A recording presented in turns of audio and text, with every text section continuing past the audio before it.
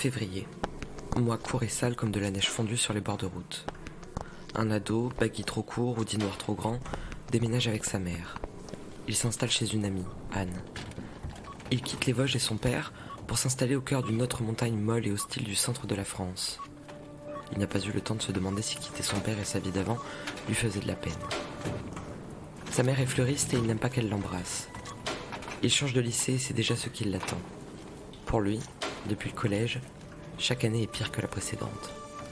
Dans les préfabriqués de son nouveau lycée, il attend de passer les tourniquets dans le sens inverse, d'allumer son ordinateur, de prendre ses manettes et de mettre une branlée à ceux qui l'auront mérité.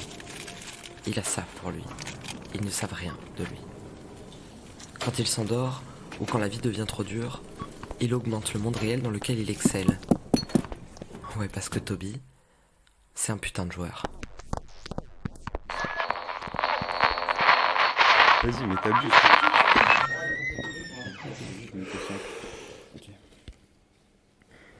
Je n'essaye pas d'aller vers qui que ce soit. J'aime pas les autres en vrai. Ou bien, je les aime trop pour m'en approcher. J'oscille. Ce serait tellement simple si la vie pouvait être sur Twitch. Au moins, je pourrais m'assumer. Comme le monde n'a pas encore adopté cette norme, il faut bien que j'entretienne un rapport social avec mes semblables. Il y a un groupe dans la cour qui parle en me regardant, puis qui se marre. Je le vois bien derrière leur masque. Il y a un teigneux parmi eux. On dirait Arthas, prince renégat de Lordaeron et du fléau mort-vivant. J'ai l'habitude. Quand la cloche sonne, on se met en rang. Le groupe se colle derrière moi et commence à dire tout haut des insultes légères. Assez fort pour que j'entende. Assez discret pour que je sois le seul à les capter. Ils parlent de mon look. C'est leur seule prise sur moi. Quand on n'est pas capable de communiquer, seul le physique compte finalement. Je n'en pense pas moins. Juger, c'est normal après tout. Mais je le garde pour moi. Même si j'avais des amis, je me tairais. Je sais trop bien ce que ça fait d'être pris pour ce que l'on n'est pas. Ça fait mal. Blesser l'autre, c'est déjà un moyen de communiquer en fait. J'ai jamais aimé les rageux. Je déteste les trolls qui t'insultent en stream, je les bannis. Ma morale, c'est la seule constante qui vaut dans ce monde et dans celui des jeux vidéo.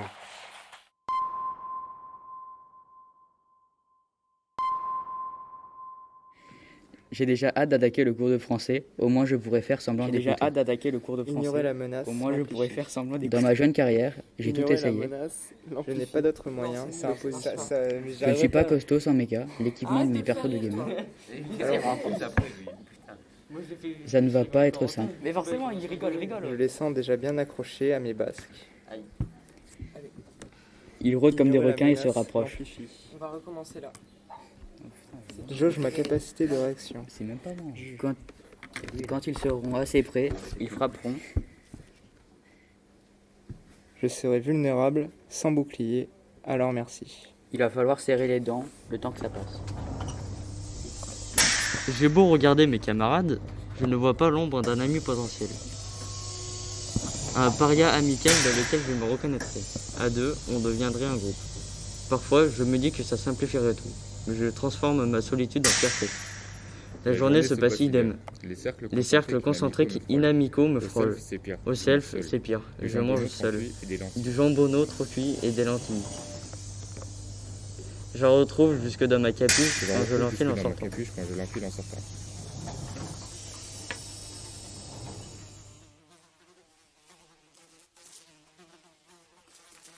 La cloche et la fin des cours sonnent enfin. Je suis soulagé de sortir. J'ai posé des questions exprès à la fin des maths pour laisser tout le monde quitter la salle avant moi. Devant le lycée, le groupe de Karim m'attendait. Karim, c'est le leader pénible. Un mec pas très grand, mais sec et costaud, avec une immense bouche qu'il ne ferme jamais. Le pire, c'est qu'il a de la répartie. Le truc qu'il fout en rage, c'est quand le PSG perd. Et comme la classe est plutôt fan de son club, elle le plébiscite comme le premier ultra venu. Il faut toujours des religions et des gourous. On recommence la même au lycée. Ok. Vas-y, Mathieu. Oh non. Bah si. Où ça Même au lycée, là où t'as commencé. C'est drôle, là. C'est drôle, connard.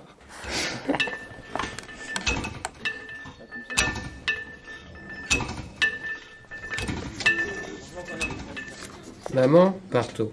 Anne, je ne crois pas qu'elle quitte la maison en journée. On se gare dans l'allée. Elle a l'air contente de nous retrouver. Elle veut savoir comment s'est passé mon premier jour et elle m'embrasse. Maman la prévient que je suis ni bavard ni trop tactile. Je monte direct, faire mes devoirs. Je ferme la porte, j'allume l'ordi, je me connecte. Il n'y a pas grand monde encore en ligne. Je prends la liste des élèves de ma classe et commence à les stalker. Je me demande si l'un d'entre eux aura l'idée de me googliser. Je suis pas trouvable normalement, mais la motivation barbare de la moquerie décuple parfois les aptitudes de mes camarades. J'ai pris l'habitude de me lever tôt et placer mes guetteurs sur le toit. Ouais. Tais-toi. Ah, j'ai oublié d'une force là. Mon double, c'est celui qui vous parle. Je suis l'avatar de mon moi numérique et pas l'inverse.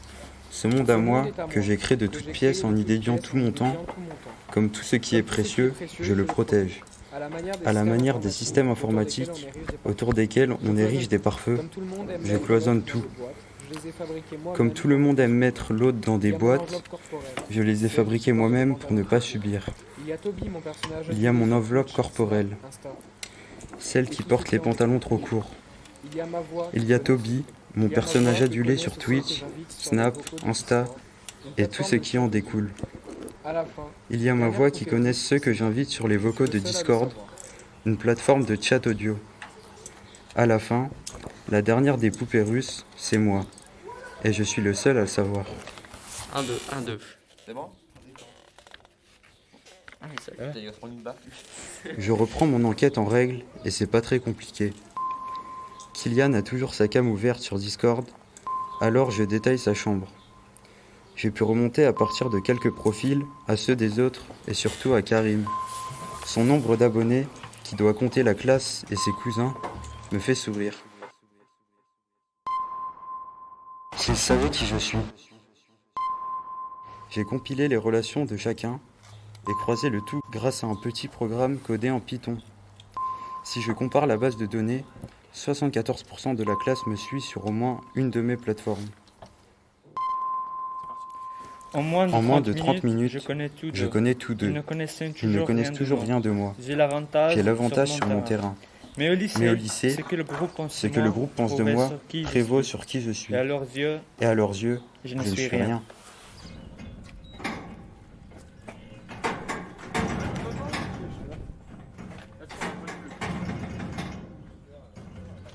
Quinze jours après mon arrivée, les choses commençaient enfin à aller mieux.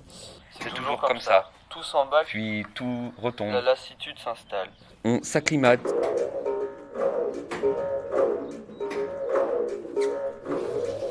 J'aurais continué à vivre ma vie tranquille. Enfin, ça me ferait chier.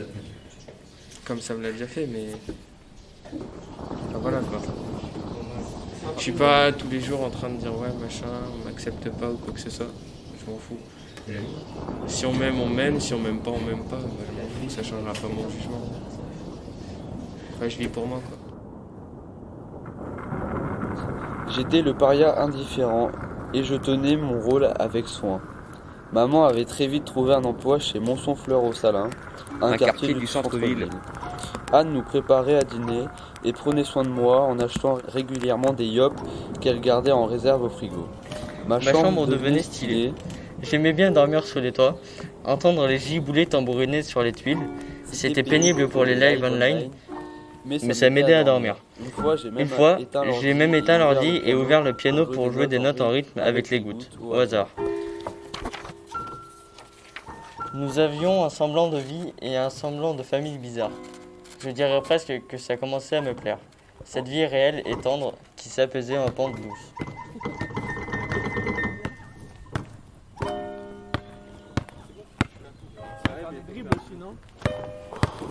Même au lycée, j'avais trouvé un palliatif au bisoutage. Pendant ces 2 semaines pas très drôles, je m'amusais à défoncer mes bourreaux sur Twitch en rentrant le soir. Je leur faisais payer les crasses de la cour de récré. Je me faisais un plaisir d'entendre sur Discord la bande de Karim qui se targuait de s'être fait ramasser la veille par une équipe. Et voilà, ça coupe tout. Comment tout niquer?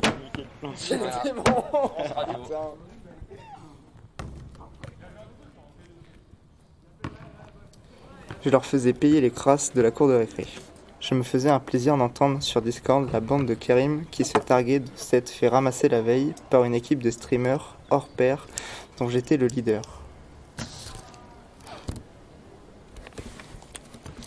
J'ai souvent pensé à dévoiler mon identité en plein jour. Je ne cédais pas quand ma communauté, lassée de mon masque et qui... C'est... Tu le sens pas? Non. Je peux le faire. Vas-y. Ta gueule. Je ne cédais pas quand ma... Vas-y, arrête. Je ne cédais pas quand ma communauté, lassée de mon masque et curieuse de mettre un visage sur tant de fame, réclamait parfois un face reveal. C'est surtout l'idée de devenir populaire au lycée. Ou en tout cas de prévenir toute raillerie qui manquait de me faire craquer. Pourtant, ce secret, c'est la clé de ma tranquillité sur mon oasis numérique. Alors, j'ai encaissé, et puis, les choses finalement s'arrangeaient.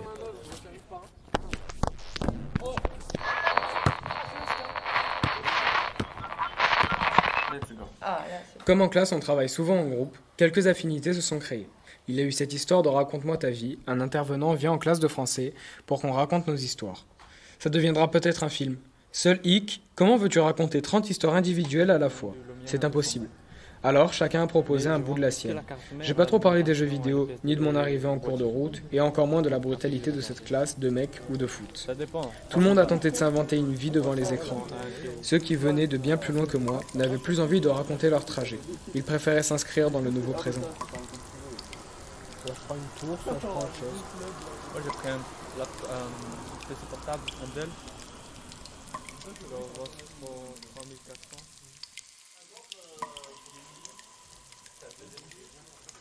Sa deuxième vie, mais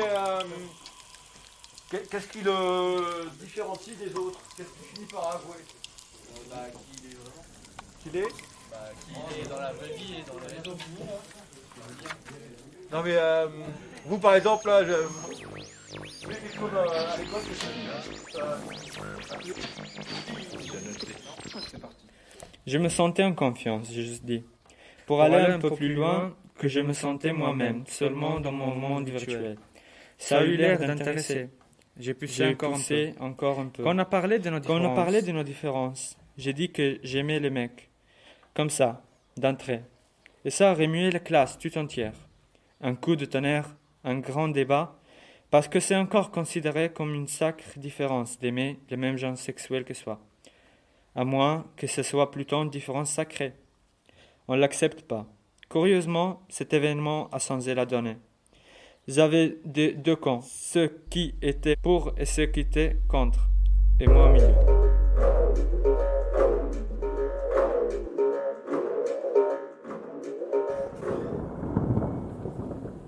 Comme tout le monde débattait sa déclaration larguée en pâture, il a fermé les yeux, augmentant la réalité de son travers virtuel. Il entendait un vague tumulte de trolls autour de lui. Il est loin, loin de ce maelstrom dans les forêts luxuriantes du nord de Lordaeron, à Keltalas. Dans une discussion très profonde avec Lord Temartheron, le seigneur régent, il décidait que le puits-soleil, source de la puissance magique de tous les citoyens, serait éternel. Il a rouvert les yeux. C'est parti. J'ai rouvert les yeux. Je pense que le jour prochain, peut-être l'année, voire même la décennie, même si je les passe à programmer des alarmes ou des réseaux, je les emploierai à faire en sorte que cette puissance binaire inventée, parfois plus vraie que nature, transpire dans ce monde mortel dans lequel ma mère et moi avons, quoi qu'il en soit, un avenir à choisir. J'arrive pas, madame. Il se dit que les jours prochains, peut-être l'année, voire même la décennie, même s'il les passe à programmer des alarmes ou des réseaux, il les emploierait à faire en sorte que cette puissance binaire inventée, parfois plus vraie que nature, transpire dans ce monde mortel dans lequel sa mère et lui avaient, quoi qu'il en soit, un avenir à choisir.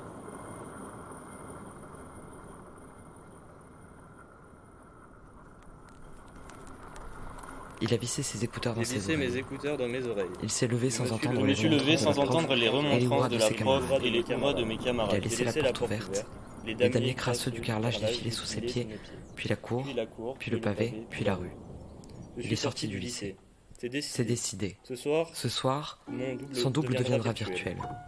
Il tombera le masque et réconciliera Toby avec ce monde peut-être plus dur, mais plus gratifiant au fond lorsqu'on choisit d'être soi-même.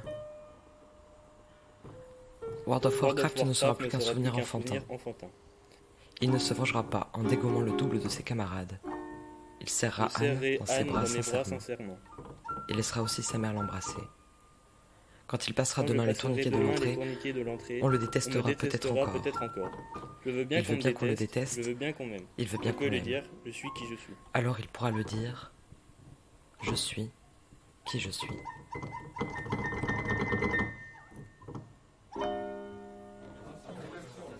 Ah oui, j'ai pas joué.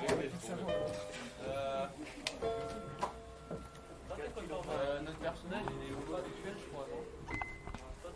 C'est ça, tu peux le répéter. Notre personnage il est homosexuel. Depuis quand?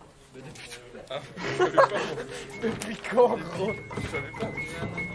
Mais gros, un jour il s'est levé, il a pris la carte. Il a choisi. En fait, il avait le choix.